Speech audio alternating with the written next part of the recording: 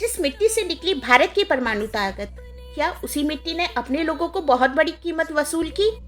नमस्कार दोस्तों, आज इस वीडियो में हम बात करेंगे झारखंड के एक छोटे से कस्बे जादूघोड़ा की। एक ऐसी जगह जिसने देश को ऊर्जा दी, लेकिन बदले में खुद क्या खोया। जादूघोड़ा झारखंड के पूर्वी सिंहभूम जिले में स्थित है। 1960 के दशक में यहाँ यूरेनियम के भंडार मिले। 1967 में खनन शुरू हुआ।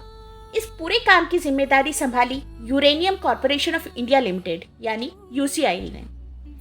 यहीं से निकला यूरेनियम भारत के परमाणु ऊर्जा कार्यक्रम की रीढ़ बना। भारत की ऊर्जा की जरूरत थी, कोयला और तेल सीमित थे और आयात महंगा। ऐसे में यूरेनियम एक उम्मीद बना। जादूघोड़ा की खदानों से निकला यह खनिज देश के न्यूक्लियर पावर प्लांट तक पहुंचा। इससे बिजली बनी, शहर रोशन हुए, उद्योग चले। लेकिन इस रोशनी के पीछे एक अंधेरा भी था। यूरेनियम निकालने के बाद जो कचरा बचता है उसे टैलिंग्स कहा जाता है। जादूघोड़ा में इस टैलिंग्स के बड़े बड़े तालाबों में जमा किया जाता है, जिन्हें टैलिंग पॉन्ड कहते हैं। स्थानीय लोगों का कहना है कि इन तालाबों से निकलने वाला रेडियोधर्मी पदार्थ धीरे धीरे जमीन और पानी में मिल जाता है। गांव वालों ने समय समय पर स्वास्थ्य समस्याओं की बात उठाई, जन्मजात विकार, कैंसर, त्वचा रोग।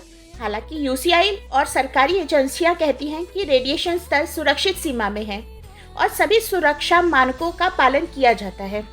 जादूघोड़ा आदिवासी बहुल क्षेत्र है। यहाँ के लोग खेती, जंगल और नदियों पर निर्भर थे, लेकिन खनन के कारण कई परिवारों को विस्थापित होना पड़ा। खेत कम हुए, जंगल कटे और पानी के स्रोतों पर असर पड़ा। कई सामाजिक कार्यकर्ताओं का कहना है कि जागरूकता की कमी और गरीबी के कारण लोग जोखिम को समझ नहीं पाए।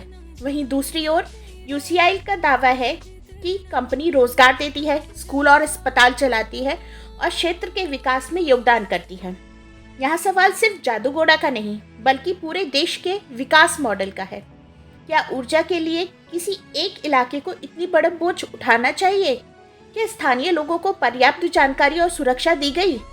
आज नई तकनीकें आईं, सुरक्षा मानक सख्त हुए, लेकिन जादूघोड़ा की कहानी हमें याद दिलाती है कि प्रकृति और इंसान की कीमत पर विकास अधूरा है। जादूघोड़ा ने देश की को ऊर्जा दी, लेकिन बदले में अपनी जमीन, पानी और स्वास्थ्य पर सवाल झेले।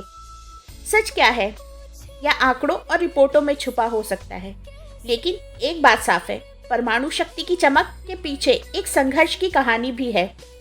जादूघोड़ा हमें सिखाता है कि विकास तभी सच्चा है जब इंसान और प्रकृति दोनों के साथ न्याय करे, वरना रोशनी की कीमत बहुत भारी पड़ सकती है। अगर आपको यह कहानी महत्वपूर्ण लगी हो तो वीडियो को लाइक और शेयर ज़रूर करें, क्योंकि सच्चाई जानना और बताना हम सबकी जिम्मेदारी है। धन्यवाद।